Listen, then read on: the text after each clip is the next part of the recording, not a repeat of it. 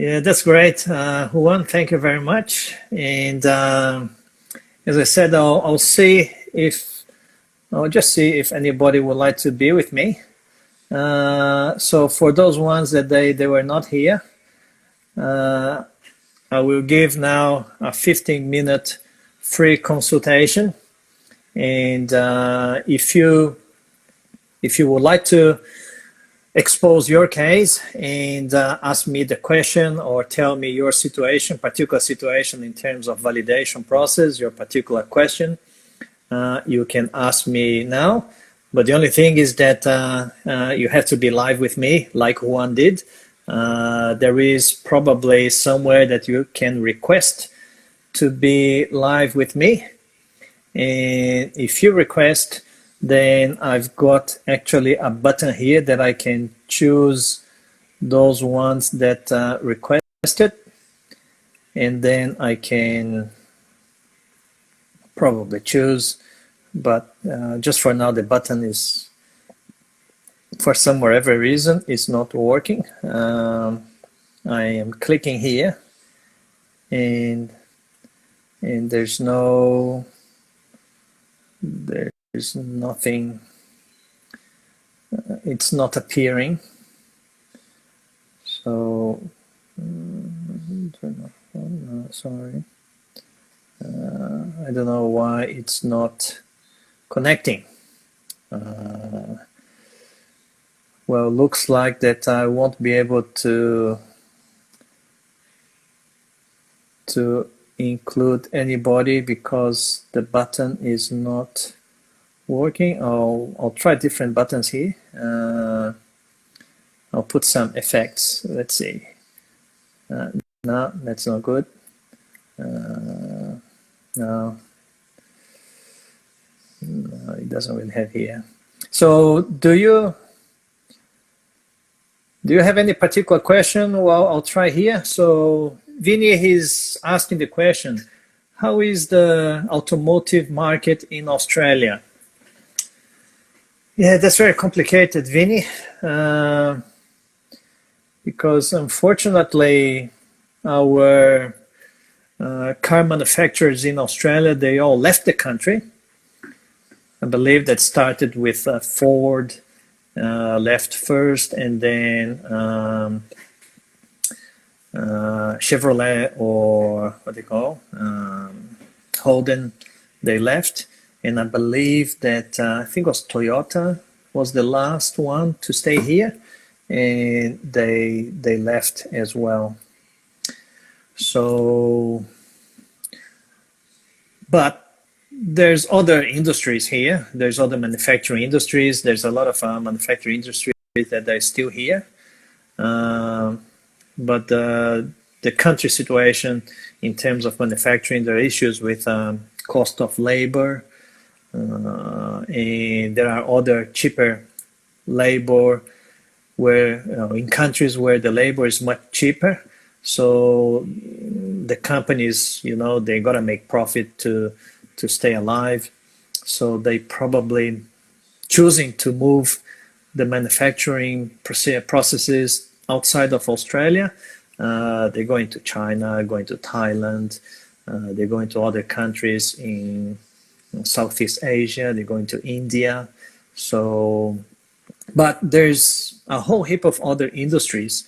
So if you have experience in automotive companies, so don't get stuck in the automotive industry.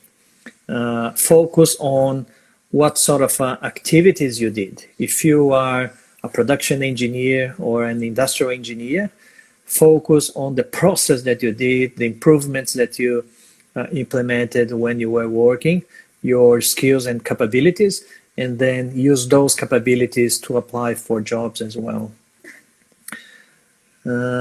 Angela saying, I have questions about competencies, but I don't want to go on live. Yeah, you're shy like me, Angela, but that's all right. So what I'll probably take the time, unfortunately, I'll try again. No, it's not working. It's not coming here. So what I've got here, And I'll thank you very much for all of the questions that you guys ended up sending to me. I did a compilation that I was going to talk on Thursday, but I will be asking, well, I'm going to talk about some of the questions now. But before that, Gustavo, he's saying, I'm just going to read the question. Hey, Gerson, for mechanical engineers, any good pathway to follow? I am Melbourne based, or is best to move to a regional area? Well, depends on what the question is about. If this question is about the validation, well, it doesn't matter where you are. But certainly if it is a question related to migration purposes, well, Juan was here. I'm not a migration agent, so I can't really give advice, but from what he said, if you are in a regional area, you get more points. So, and if you get, and nowadays is everything about points. So if you have better chances to have more points if you are going to a major regional area, as he said, or a regional city, certainly with points, it's better to go there. But if you have a sponsor, if you can find a sponsor in Melbourne, perhaps that's the pathway that you should really go.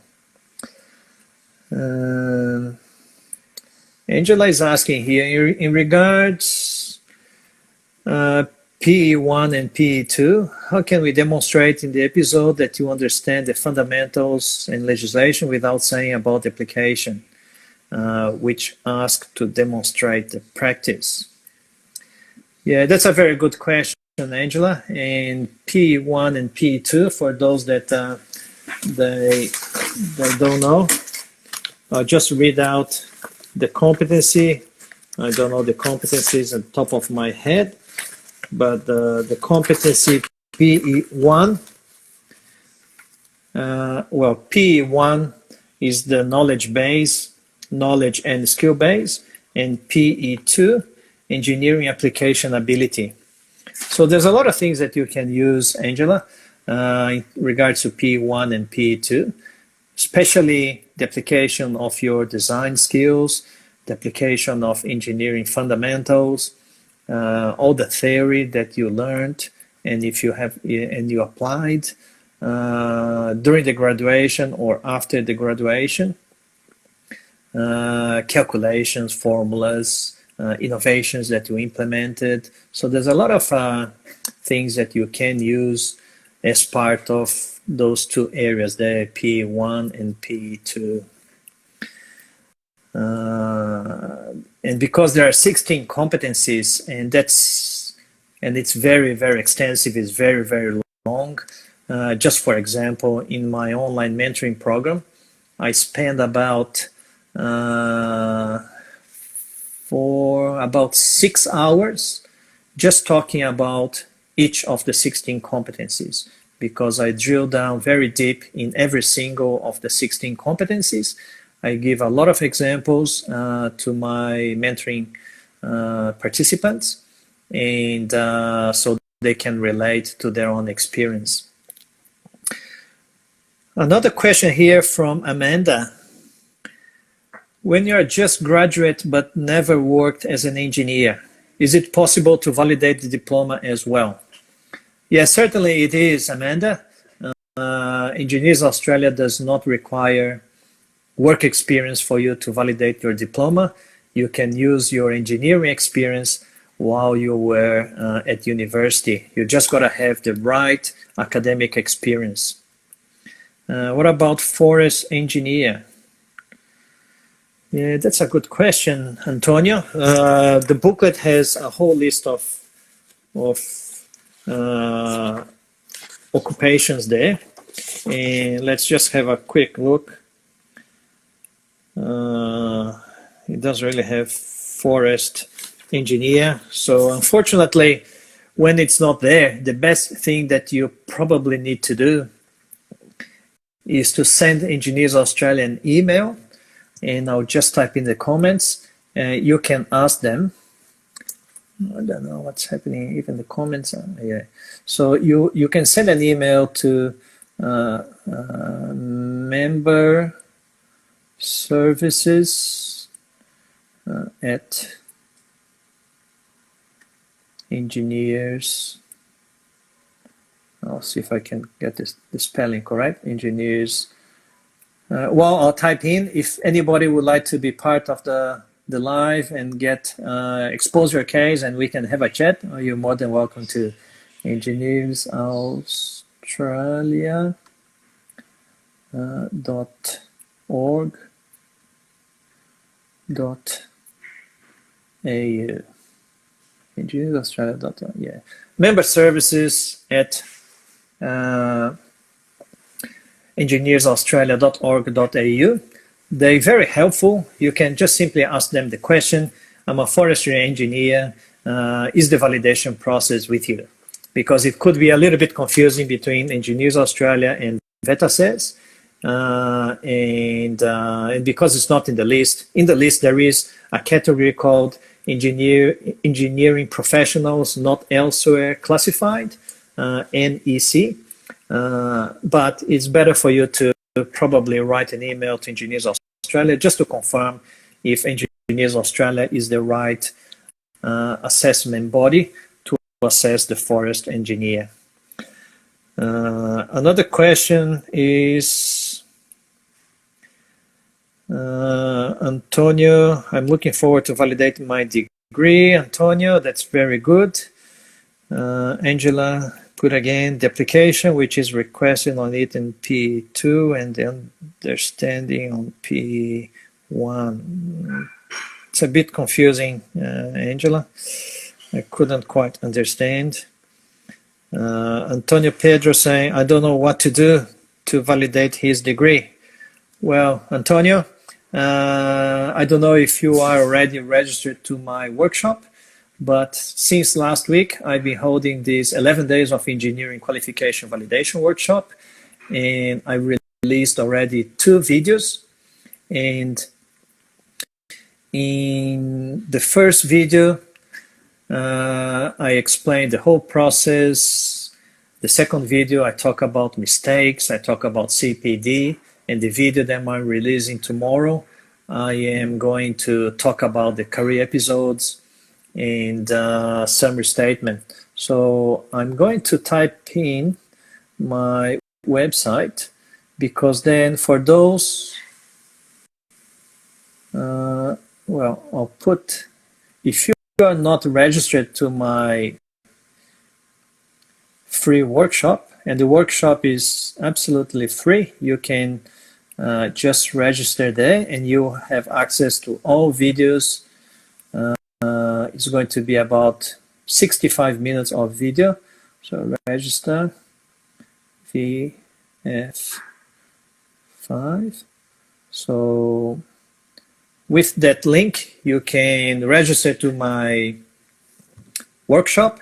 And then once you register, you have to just confirm your email address. And then you get by email the link to the videos, the link to these live sessions, the link to the webinar on Saturday as well. And as I said, tomorrow morning, I'm going to release the 3rd video where I'm going to talk about the career episodes. I'm going to talk about the summary statement, and I'm going to talk about the revision process. I'm going to talk about plagiarism. And on Thursday, I'm going to be responding questions. I've got about 40 questions that you guys sent to me. So I'm going to respond to those ones, and I'm going to choose 1 or 2 to give away 15 minutes of free consultation as well. Just for the last time, yeah, it's not working. Yeah. And then on Saturday, I'm going to have my live webinar on Saturday, 10 a.m. in the morning, Brisbane time, where I'm going to be reviewing the whole process for those that I missed or didn't really watch the videos. I'm going to be answering questions, and I'm going to be announcing if I'm going to open or not a new mentoring group. I don't really open those groups often. A lot of people ask me if I provide individual consulting services. I don't, because I still working even this crisis. I'm working full-time still. I work between 40 and 50 hours a week, so I don't really have a lot of spare time. The spare time that I have, I dedicate to my family and I dedicate to this project. So I don't do individual consulting. And also, because it's about 20 or 30 hours consulting services to provide a proper consulting, it would be probably around $5,000 or $6,000 or $7,000, which to me is a lot of money, and I don't believe you should be paying that amount of money. At the end of the day, you still gotta write your own career episodes, you still gotta write your own CPD, you still gotta write your own summary statement.